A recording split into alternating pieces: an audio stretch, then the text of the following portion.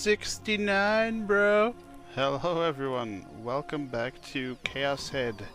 It's about time we continue this game, right? Now, oh wow, this is starting off great. I'm already yawning. I want to give a big shout out to Ed Romero, who is probably the reason I'm continuing this, because he was always on post asking me to please continue the game. And even up till last year, he had been sending me messages nearly every 3 months asking me to update the video, the Let's Play. And that kind of, I promised him I would.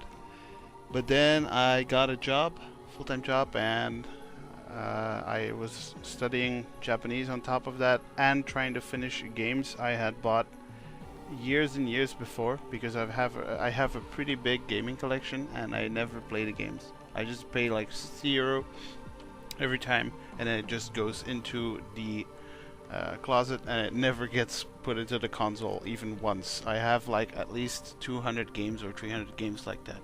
Now, anyways, let's continue. Oh, and big shout out to John Kim Monster, who also is asking for me to continue this. I'm not even sure he is still subscribed. I'm not even sure how many people would still watch Let's Plays. I'm kind of entirely done. I don't watch them anymore. But I have been working on a project with the modern day Akatsuki Man, or the Gaming Kamana, which is his current handle. Now, let's get on with this shit though. Since early age, Kozue had possessed a unique predisposition to see into others' hearts. Even so, she faced disability in her own way, and somehow she managed to lead a peaceful lifestyle by concealing it from other people. The change began with mirrors. When she entered high school, Kozue began to frequently spot reflections of mirrors as she went about her everyday life. At first she had thought it mere coincidence. It happened only about once or twice a day. Yeah, that's not a coincidence at all. I mean, that's kind of a lot, right? But as the months went by, the frequency gradually increased. She would encounter people in possession of mirrors over 10 times per day. Those encounters themselves were nothing special. She saw people passing her on the road carrying mirrors, or students in the same grade as her fixing their makeup in the bathroom. Nothing more. But whether it was a coincidence or something intentional, the reflection in the mirrors almost inevitably struck her eye. At last those who bore the mirrors, all of them, began speaking to her in voices containing insinuating laughter, probably. They called out to Kozue in her heart, asking, "Who are you?" In her classroom, in the school building, on the way to school, while she was shopping, such people appeared wherever she went. It wasn't any particular person. On the contrary, there were different people each time. But to Kozue, everyone holding a mirror began to seem suspicious. Everyone laughing insinuatingly began to seem suspicious. I love this BGM, dude. This fucking soundtrack. At last she began to have the hallucination that even those without mirrors were asking her, "Who are you?" She became borderline neurotic, and those internal voices clung to the depths of her ears, refusing to leave. One day, Kozue faced a mirror reflecting her and murmured, "Omae wa dare?"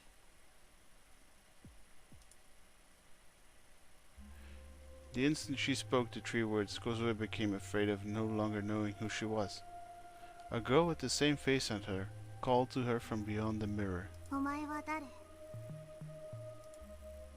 Ever since she ceased speaking, she became unable to look at mirrors. Yeah, I can see that. Mirrors are a freaky thing to me as well.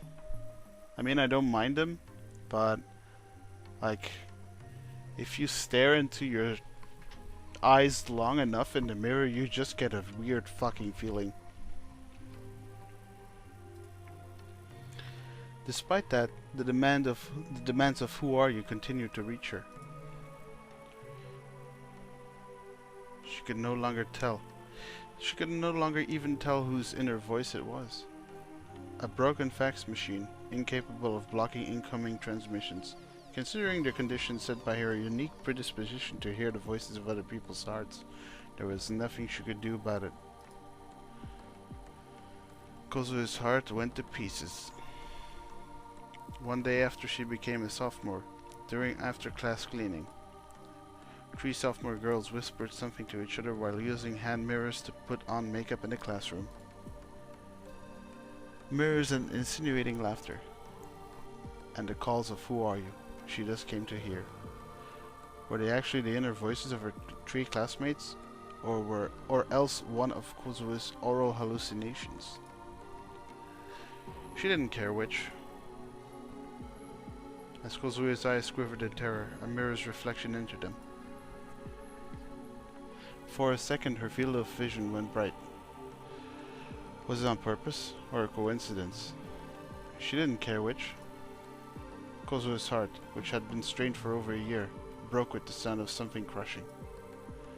Before she knew it, she was screaming, rather shrieking. Her instinctive desire to kill controlled her. For the first time, she seized the D-sword, and she could see at the edge of her field of sight.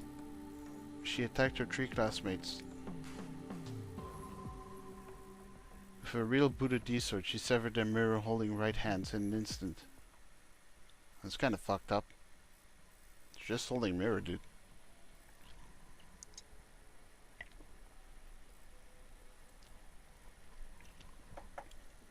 Okay, so in case you forgot, this is the main character speaking, and the main character had a minimum attendance shift chart,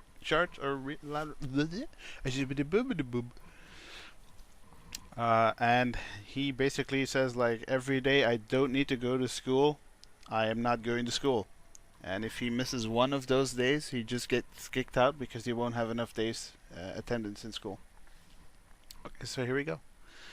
According to my minimum attendance shift card, fuck me, dude, I cannot say that. Attendance shift chart. Jesus Christ, who makes this shit up? Today wasn't a school-going day. I had one goal in going to school. All the same. To see Reema. Surely my juvie classmates would taunt me about this, and that today as well. That was tough enough. But when you weighed it against the possibility of being able to meet Reema, I could still put up with it. I recalled yesterday's events as I passed through the school gate. Senna had emphasized her warning as we parted. お前が望むと望まないとに関わらず、もしこれ以上踏み込んでくるような、負を正にするぐらいの強い意識を持つんだ。中途半端な気持ちじゃ妄想に食われるだけだぞ。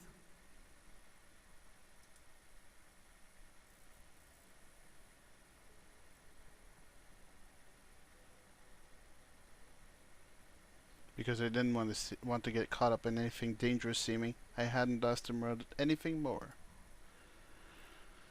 In any case, I couldn't get my hands on a D-sword no matter how hard I tried. I'm no hero. I'm only a waste of space who can't even do a decent job of protecting his own little sister. Except, there remained the possibility that Shogun might appear before me again. Apparently he was targeting me as if we were playing a game, so the next quest might begin at his whim any time now. That terrified me. Even my attempts to acquire a D-sword that had originally been for the sake of protecting myself from Shogun. Swordless, how could I escape his evil grip? If Reema were with me? But it bothered me that Reema was taking time off school. What would I do if, this time around, Reema were taken hostage by Reema were taken hostage the way Nanami had been? You know, this writing is fucking awful sometimes. Like, you can't really, like, some of these sentences make a little sense to me. Like, I understand them, right? But I think like the writing is really pretentious. Like it could be done way simpler because the main character is really simple to himself, really, in the Japanese version. Like this makes him look deep, but he's just a guy trying to make his way in the universe. Was there anyone around who seemed likely to save me? The candidates would have to be those with D swords. Ayase was injured, so that took her out of the running. I didn't think Senna would help me. And Kozupi was a little, no, considerably weird. Face lowered, I entered my classroom. Before I got to my seat, I took one look around the classroom. First dreamy seat. Empty. Was she absent today too? Was she really just skipping? Insecurity flickered through me. I wanted to meet with her. I wanted to see her cheerful face. Next, Kozupi's seat. Seated, she faced down and shrunk into herself. When I remembered the story Senna had told me yesterday, it made sense that Kozuepi always carried herself this way. Good morning, Kozupi. Our eyes didn't meet, but we internally exchanged morning greetings. The delinquent girls watched me, grinning.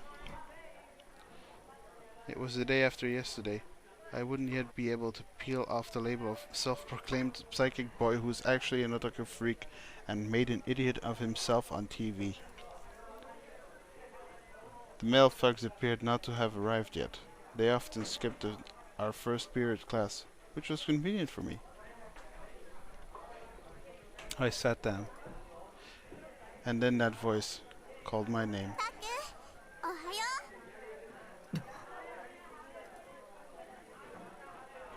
Startled, I hastily raised my head. Reema stood right before my eyes.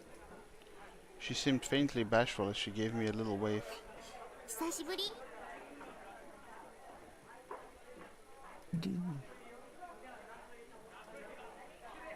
She wasn't an illusion. She had a definitive presence. She was breathing. Her hair stirred. She was blinking. She was there. She was here. Something burned in the depths of my nose. I was assaulted by a squeezing sensation in my chest. I was about to weep. Half standing in my chair, I went motionless, head hanging. I was so glad I'd been able to see her again.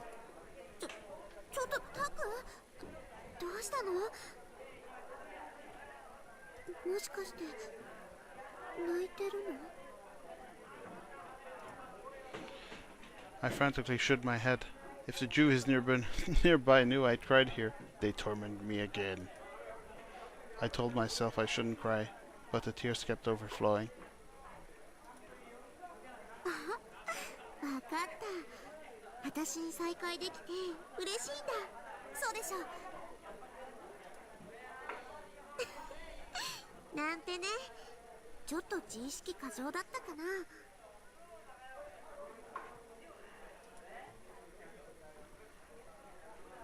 Reema said in a bright, joking tone, and all I could do in response was to go on shaking my head desperately. Still more, I couldn't look at her face properly. If I did, I'd definitely start bawling. Yo, he's a baller.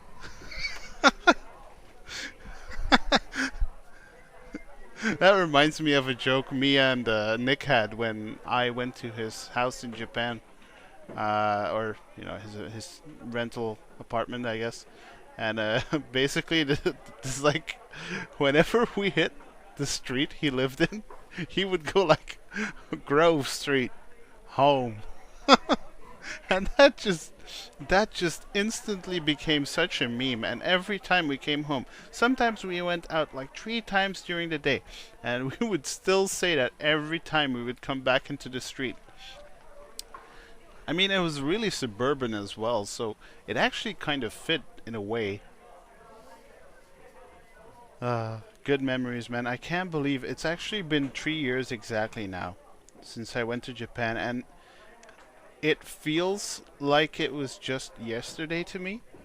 I still remember everything I did. That was a good time, man. I want to go back to Japan, but I don't know. Last time I went there, I never had any problems speaking the language or, reading shit. Maybe sometimes in a restaurant we'd have to like ask the clerk, like, I'm sorry, what the fuck is this? But, I'm I'm desperately trying to level up my Japanese, and I've been ordering some new books. I should have probably ordered like a year ago, or like many years ago rather, like Japanese for Intermediates, because I'm still using my book I got from my first year learning Japanese, and that's just a bad move all around. I mean, my level is probably, I'd say, like up in the intermediate level. I can definitely talk my way out of any bullshit, but it's about reading you know, like if I read a manga that's made for a seinen demographic, and seinen means young adults, uh, it often has a lot of Chinese characters which are not that common, and I just can't read them. I get lost in them. I have to have the furigana, which is the hiragana under the kanji, to be able to read it. So I'm looking to improve myself on that, and then go to Japan again this year or next year in 2017 for about a month. Can't wait to do that, since I mostly take all my days off from work in like one long period. Actually, I was at home for a month right now in September for my birthday, and I did decide against going to Japan. I was going to, but I decided against it because I wanted to save my money for a bigger trip next time. So hey, I'm looking forward to doing it next time. Now anyway, let's go. That was when someone tapped me on the back.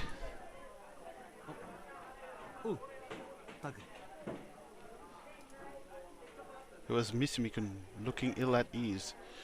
The hand he patted me with was considerably more restrained than it used to be, even though he'd ignored me before. I wondered why he was being nice enough to talk to me again. Talking with me would definitely bring misfortune on him. He'd end up being the target of the class Juvi's bullying. Right. It would be better for them if neither Rimi nor Misumi could put up with a creepy otaku like me. When I held my silence, Misumi-kun put on a forced smile.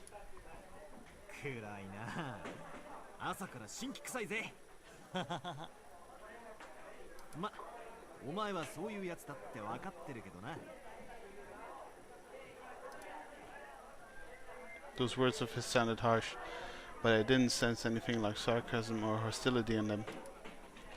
If you asked how I knew, it was because he'd always said such things to me. そういう大臣は朝から無駄に爽やかだね。無駄にとか言うな。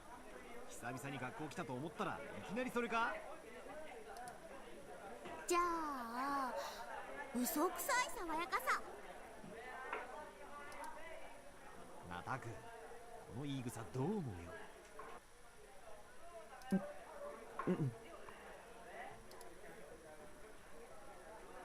I nodded ambiguously. Somehow my tears had stopped. The usual scene lay before me. Neither of them acted concerned by the fact that my position in our class was becoming something very bad. そういえば、岸本のことを聞いたか。まだ入院中らしいぜ。怪我は大したことなかったんだけど、精神的にかなり参ってるらしい。いいか、タク。女を落とすのに一番手っ取り早いのは弱ってる時に優しくしてやることだ。というわけで俺、本気で岸本の見舞いに行こうかなと思ってんだよね。大臣最低。ブーブー。今度こそ彼女さんに刺されるよ。お見舞いに行くだけだろ。別にやましいことじゃねえよ。ほんの数秒前と言ってることが違うし。そういえばタクって岸本と知り合いだったよな。な、一緒に行ってくんね。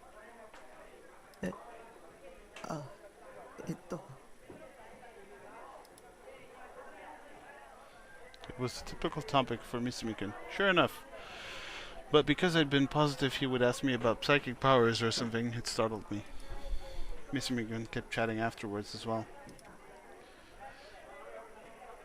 It was the same as every time before now, with Misumi-kun rattling on by himself. Reema occasionally jumping in to poke fun at him, and me only grunting vaguely. But it's being the same as before made me happy. Cool. That was a useless scene. Well, since we had the entire scene, I think I'm gonna save this here. Wow, you can actually see the date at the bottom when I do this, I think. Yeah, okay. The reason why I can't record too long is because I'm going to the gym. Gotta get good. Gotta become Billy Harrington in person. Oh, my shoulder! Ugh, you got me bad now. Alright. Thank you for the wait. I promised you guys I would deliver. It's been about 2 years later, and I did. I promise this time on my soul that it will not take another 2 years or even another month to update this again, because I actually want to finish this as well, because I love this thing. I really love the manga. I love Nitro Plus in general. They make some amazing shit, and yeah, I hope to see you guys next time around. Thanks for watching.